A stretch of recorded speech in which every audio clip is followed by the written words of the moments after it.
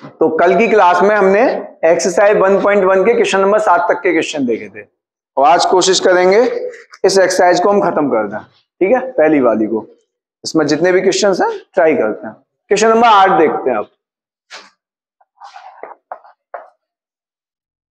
Question number 8 है, सिद्ध कीजिए कि एक सेट दे रखा है आपको ए और ये सेट है 1 2 3 4 5।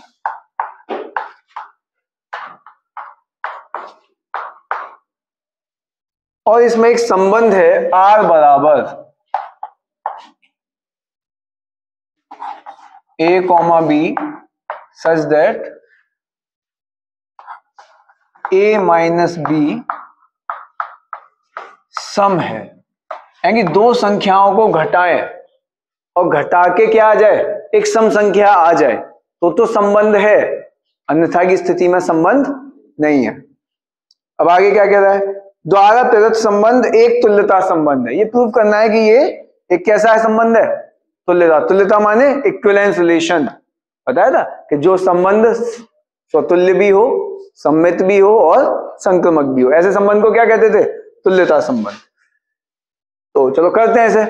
वही मैं बता रहा, इसको करने के कितने तरीके, दो। एक तो रोस्टर फॉर्म में लिख लो, या फिर एक तरीका और भी है जो कि हमने बताया था कि अगर सेट छोटा है तो रोस्टर फॉर्म में करके कर लो। एक क्वेश्चन बताया था उस दिन, अन्यथा दूसरा मेथड। चलो इसको रोस्टर फॉर्म से करते हैं। देखो क्या बनेगा आपका रिलेशन।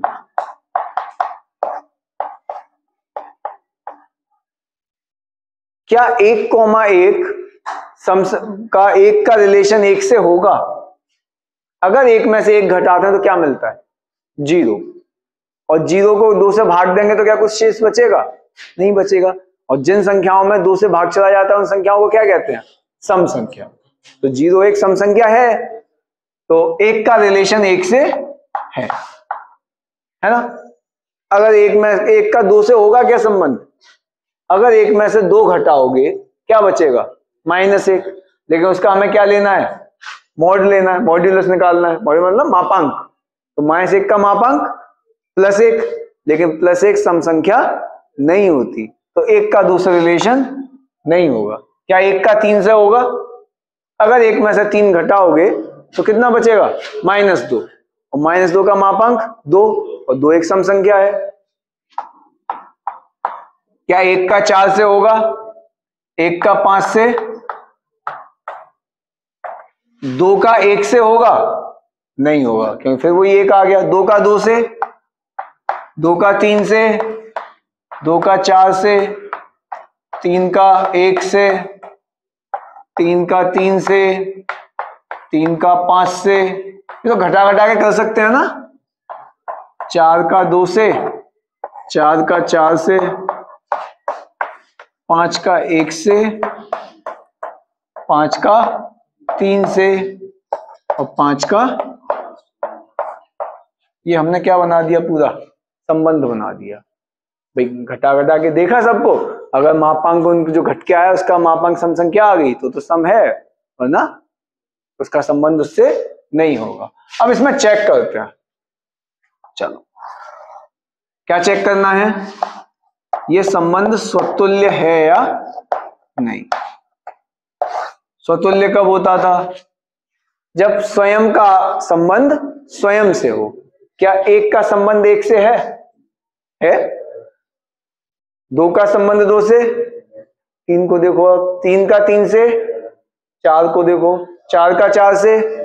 5 को देखो, 5 का 5 से है। यानी प्रत्येक अवयव का संबंध स्वयं से है।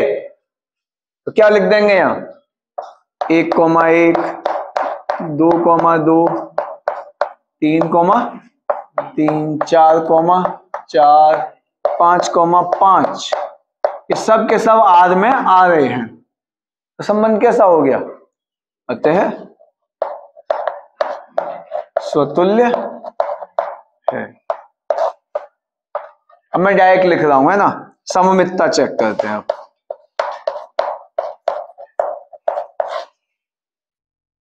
1 का 1 से तो कोई अंतर पड़ता ही नहीं है ना सममित पे। अब देखते हैं अलग अलग वाले कैसे हैं। 1 का 3 से है तो 3 का 1 से भी है 1 का 5 से है, 5 का 1 से है, 2 2 से तो अंतर पड़ेगा ही नहीं, 2 का 4 से है तो 4 का 2 से है, 3 का 1 से है तो 1 का 3 से है, 3 के 3 से अंतर पड़ेगा ही नहीं, 3 का 5 से है, 5 का 3 से है, 4 का 2 से है, 2 का 4 से है, 5 का 1 से, 1 का 5 से, 5 का 3 से, 3 का 5 से, तो सममित भी है। अब चेक करते हैं क्या, संक्रमकता। देखो इनसे तो कोई अंतर पड़ना ही नहीं, 1 का 3 से है, अब 3 का चेक करो किस किस से है, 3 का 1 से है तो 1 का 1 से होना चाहिए है, 1 का 3 से है, 3 का 5 से है तो 1 का 5 से होना चाहिए, 1 का 3 से है, 3 का किसी और से है ही नहीं। तो ऐसे जितने भी मिले तुम सारे चेक कर लो, कोई भी देखोगे सब मिलेंगे तुम्हें, 1 का 5 से है, 5 का 3 से है तो 1 का 3 से है। तो ये संबंध कैसा संबंध है, संक्रमक भी है। और अगर कोई संबंध स्वतुल्य भी हो, सम्मित भी हो, संक्रमक भी हो तो उसे क्या कह देते हैं, अतः तुल्यता संबंध है। लेकिन मैंने क्या बताया था,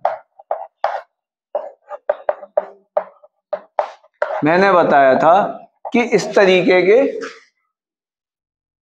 एक सेकंड, हाँ मैंने बताया था कि इस तरीके में अगर कोई छोटा सा सेट है तो आप ये रोस्टर फॉर्म बना के कर सकते हो। अगर यहीं दे देता 50 संख्याएं फिर कैसे करते, तो ये रोस्टर फॉर्म बनाना बहुत ही क्या हो जाता, बहुत बड़ा काम हो जाता। तो इसके लिए हम सेकंड मेथड यूज करते हैं इसका। अब वो कैसे बताया था,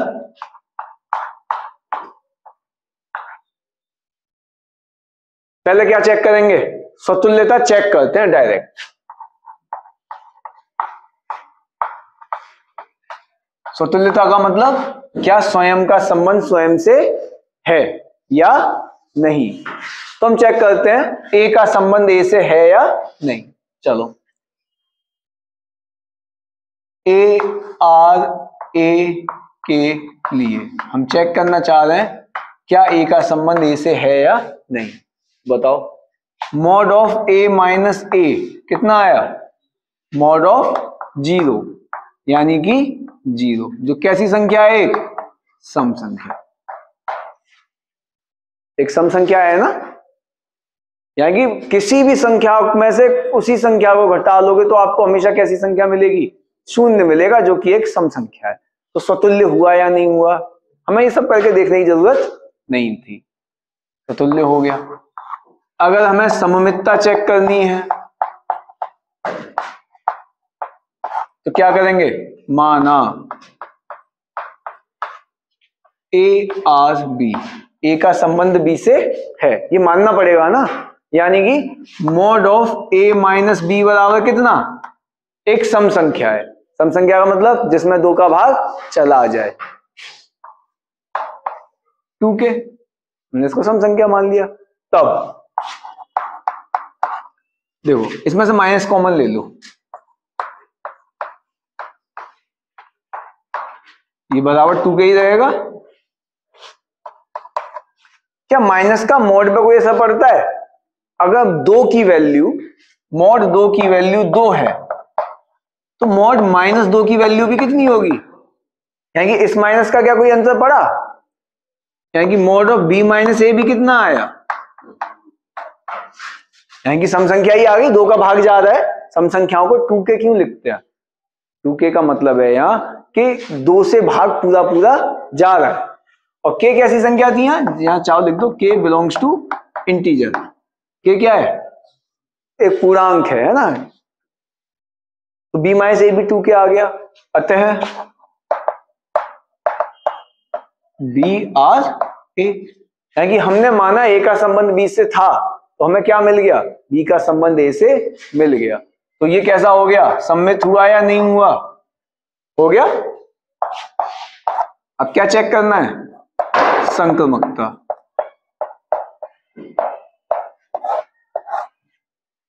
हमने मान लिया, माना ए आर बी तथा B R C, A R B है तथा क्या है, बी आर सी है, मतलब ए का संबंध बी से है और बी का संबंध सी से है। यानी कि mod of A minus B बराबर 2k, इसमें भी 2 का भाग जा रहा है, और mod of B minus C बराबर 2m मान ले रहे, कुछ और आ जाए है, लेकिन 2 का भाग दोनों में जा रहा है, दोनों को जोड़ ले रहे हैं। क्या कर ले रहे, दोनों को जोड़ लो, इसको इक्वेशन फर्स्ट मान लो, इसको इक्वेशन सेकंड, ठीक है। तो जरा देखो क्या आएगा। यहाँ पे एक चीज और याद रखेंगे, k क्या था, पूर्णांक है, और यहाँ पे m क्या है, पूर्णांक है। एक चीज याद रखेंगे, धन ही आएगा, पॉजिटिव आएगा, तो चाहो तो i पॉजिटिव भी लिख सकते हो इसे, यहाँ पे भी चाहो तो i पॉजिटिव लिख सकते हो, है ना, मतलब धन पूर्णांक है। अब देखते हैं, दोनों को जोड़ लो, दोनों को जोड़ोगे क्या मिलेगा, mod of a minus B plus mod of b minus C बराबर 2k प्लस 2, ठीक है। इसको हम ये लिख सकते हैं,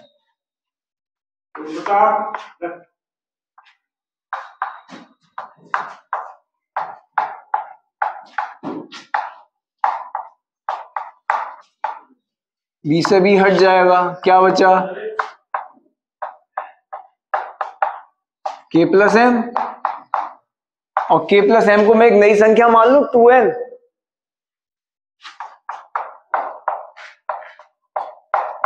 इसकी जगह मैंने क्या लिख दिया, n।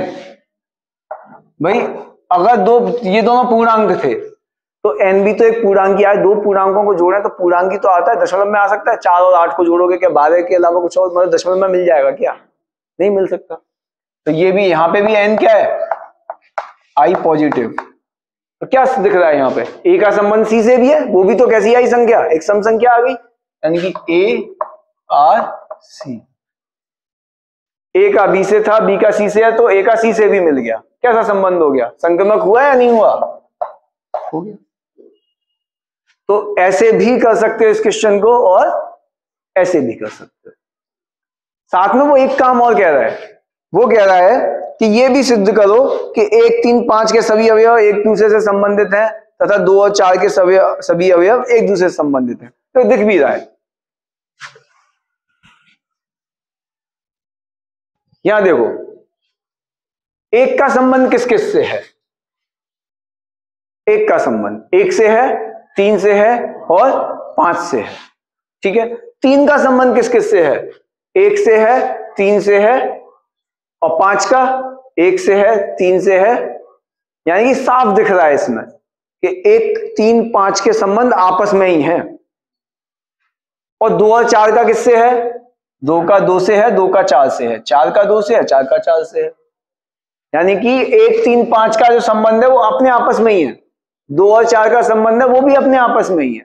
ऐसा क्यों है, क्योंकि 1, 3 और 5 कैसी संख्याएं हैं, विषम संख्याएं। विषम संख्या में से अगर विषम संख्या को घटाते हैं तभी सम संख्या आ सकती है, या सम में से सम को घटाओगे तो सम संख्या आएगी। अगर सम में से विषम को घटा दो या विषम में से सम को घटा दो तो हमेशा कैसी संख्या मिलती है, विषम संख्या।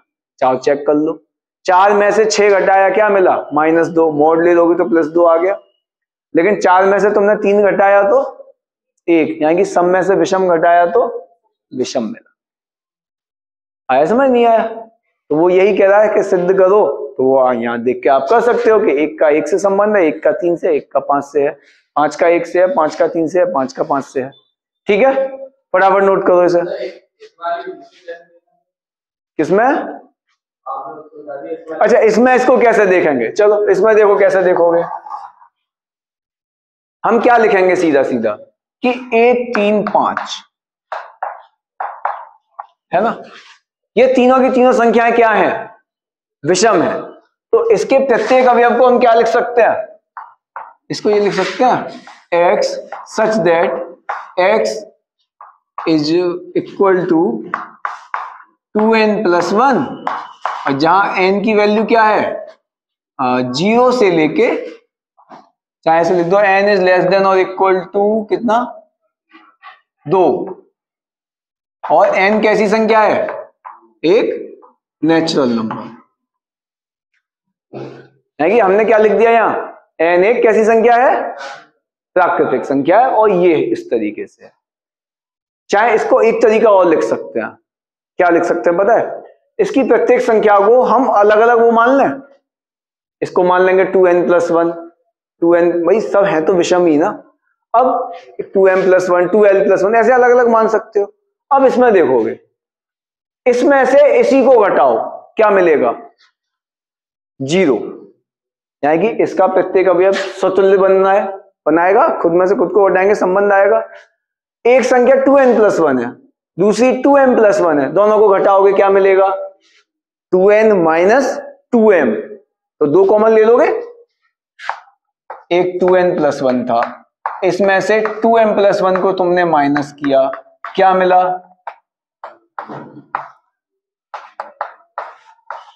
मिल गया पूर्णांक, नहीं मिल गया, वही सम संख्या मिल गई या नहीं मिल गई। तो हम क्या लिख देंगे, चूंकि ये सब विषम संख्याएं हैं, तो विषम में से विषम को घटा के क्या मिलेगा, सम। अगर यही बात करनी होती है मैं 2,4 की, तो हम क्या लिख देते थे, x such that x = 2n, और n की वैल्यू क्या है, 1,2। n क्या है, केवल 1 है और 2, भाई 1 रखोगे तो 2 आ जाएगा, 2 रखोगे तो 4 आ जाएगा।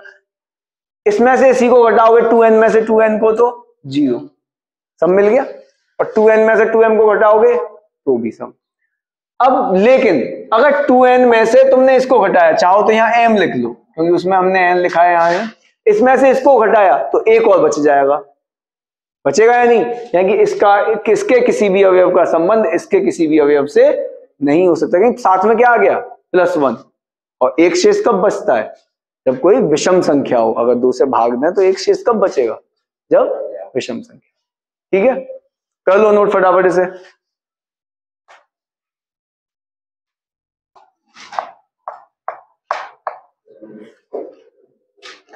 सिद्ध कीजिए किसी समतल में स्थित बिंदुओं के समुच्चय में, एक समतल है, समतल मान लो जैसे ये बोर्ड है, ये बोर्ड ऊपर तक चला जाए, नीचे चला जाए, उधर इधर पूरे में फैला हुआ है, अनंत से लेके अनंत तक, तो ये क्या हो गया, समतल। समतल में बहुत सारे बिंदु होते हैं, और किस तरीके से होते हैं कि एक बाई अक्ष होता है और एक, इसको x मान ले रहे इसको, और ये क्या हो जाता है इसमें, मूल बिंदु है ना, 0,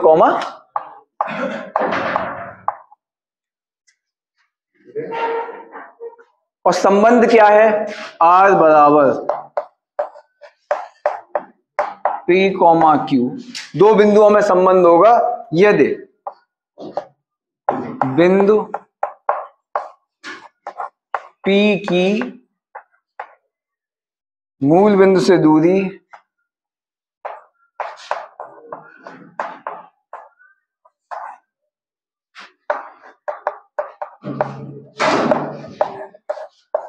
बिंदु Q की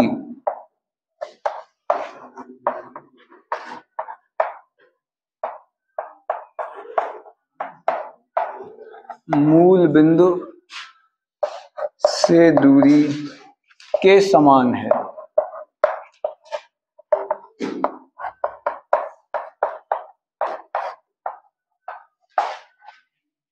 ये मूल बिंदु दे रखा है आपका O, एक कोई पॉइंट है P और एक ये पॉइंट है कहीं पे Q।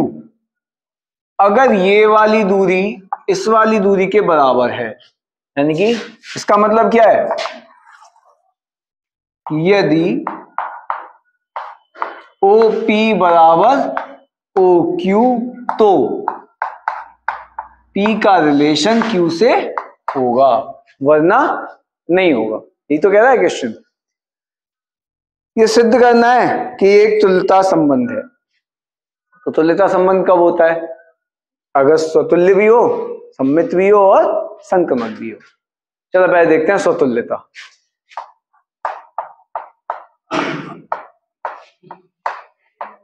चेक करो स्वतुल्यता,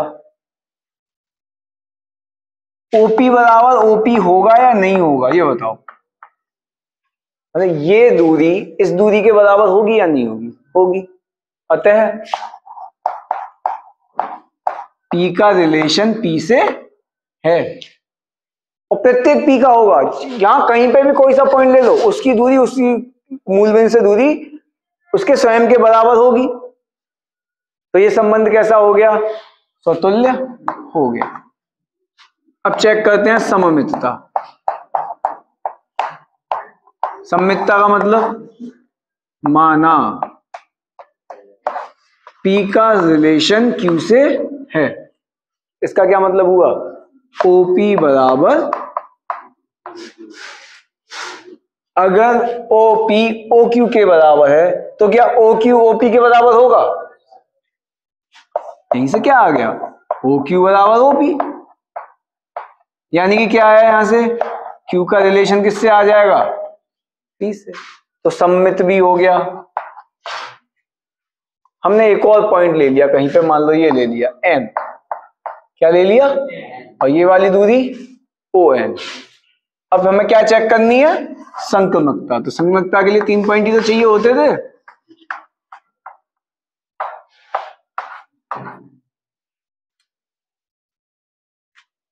माना OP बराबर OQ व OQ बराबर ON। इसको मैं 1 मान लूं, इसको 2 मान लूं, तो इन दोनों से क्या आएगा?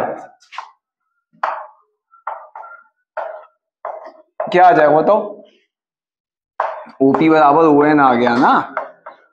इससे क्या सिद्ध हुआ? अतः P का रिलेशन किससे है? N से है। ये क्या कह रहा था? P का रिलेशन Q से है। ये क्या कह रहा है? Q का रिलेशन, रिजल्ट क्या आया? P का रिलेशन किससे आ गया? तो कैसा हो गया? संक्रमक भी। ये संबंध स्वतुल्य भी है, सममित भी है, संक्रमक भी है। कैसा हो गया? तीनों पे यस है, तुल्यता संबंध हो गया। यही सिद्ध करना था।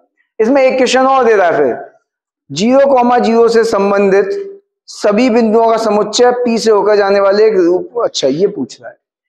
अब देखो, हमें वो सारे पॉइंट निकालने हैं जिनका संबंध P से है। हमें क्या करना है? वो सारे पॉइंट निकालने हैं जिनका संबंध। अब OP किस किस के बराबर होगी? OQ के बराबर है। एक पॉइंट यहां भी मिल सकता है ना। एक पॉइंट यहां भी मिल सकता है जिससे ये दूरी बराबर होगी। एक पॉइंट यहां भी मिल सकता है कि ये दूरी बराबर हो जाएगी इसके। ऐसे कितने पॉइंट मिल सकते हैं? बहुत सारे मिल सकते हैं ना। और अगर मैं इन सारे पॉइंटों को मिला दूं तो क्या बनेगा? वृत्त बन जाएगा ना भाई। OP जो है वो फिक्स है। मान लें ये दूरी R है और P के निर्देशांकों को मैं x, y मान लूं। P के निर्देशांक को क्या मान लूं? तो बताना क्या आएगा? OP बराबर R ही तो मान लिया मैंने। OP कितनी आएगी? x माइनस 0 का होल स्क्वायर प्लस, यही तो होता था दूरी का formula, x2 minus x1 square by 2 minus by 1 square. तो मतलब होल स्क्वायर कर दो, क्या मिल गया? और क्लास 11th में शांकव वाले पार्ट में आपने पढ़ा होगा ये किसका समीकरण होता है? वृत्त का समीकरण, है ना। ये क्या है? वृत्त है। तो यही सिद्ध करवा रहा है कि सिद्ध करो कि P का संबंध जितने भी पॉइंट से है उन सबको मिलाने वाला जो वक्र होगा वो एक वृत्त होगा। समझ आ गया? आगे देखें, प्रश्न नंबर 14 क्या कह रहा है कि XY तल में बहुत सारी रेखाएं हैं, उनका समुच्चय क्या है? L, और एक संबंध है R। वो कब लागू होता है? जब L1 समांतर है किसके? L2 के। और दो रेखाएं समांतर कब होती हैं? जब उनकी प्रवणताएं आपस में समान हो। चाहो तो इस बात को लिख भी सकते हो कि दो रेखाएं समांतर कब होती हैं? जब उनकी प्रवणताएं आपस में समान हो। प्रवणता क्या होती थी? देखो, ये कोई एक रेखा है, ये x अक्ष की धन दिशा से एंटी क्लॉकवाइज जो कोण बनाती है उसके tan थीटा का मान, उसी को हम क्या कहते थे? प्रवणता। तो क्या इस रेखा की प्रवणता इस रेखा की प्रवणता के बराबर है? है। तो स्वतुल्यता अगर आप चेक करोगे तो क्या कहोगे, प्रत्येक रेखा की प्रवणता स्वयं की प्रवणता के समान होती है, अतः वो क्या हो गया, स्वतुल्य हो गया ये संबंध, सममित।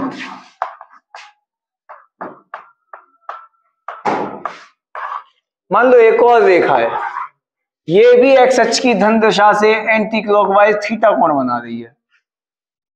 इसकी प्रवणता मान लो m1 और इसकी प्रवणता, क्या दोनों की प्रवणताएं समान होंगी? कभी समान होंगी क्योंकि कोण दोनों थीटा है। तो इसकी प्रवणता इसके बराबर है, तो क्या इसकी प्रवणता इसके बराबर होगी? होगी। तो ये सममित भी है। लिख लेंगे इस चीज को अपने आप, संक्रमकता। एक और रेखा ले ली मैंने, ये भी थीटा कोण बना रही है, m3 इसकी प्रवणता, इसकी प्रवणता इसके बराबर है, इसकी प्रवणता इसके बराबर है। तो अगर ये कोण थीटा तो ये भी थीटा, ये थीटा तो ये भी थीटा, तो क्या इसकी प्रवणता इसके बराबर होगी? गारंटी से होगी। तो ये कैसा हो गया, संक्रमक भी हो गया। अब वो लास्ट में पूछ रहा है y बराबर 2x + 4, तो ये यहां एक चीज याद रखेंगे, तुल्यता संबंध हुआ या नहीं हुआ? हो गया, क्योंकि तीनों ही है ना। इससे संबंधित सब रेखाओं का वो रेखाएं बतानी है जिनका संबंध इससे होगा, है ना। वो समुच्चय बताओ जिसमें वो सारी रेखा आ जाए जो कि इसके समांतर हो। तो समांतर रेखाओं की प्रवणता समान होनी चाहिए, बस ये सेम रहे, यहां चाहे कुछ भी आता रहे। तो y बराबर फॉर्मूला होता था mx + c, तो m की जगह पे तो क्या लिख देंगे, प्लस। आ गया समझ? फटाफट नोट कर लो।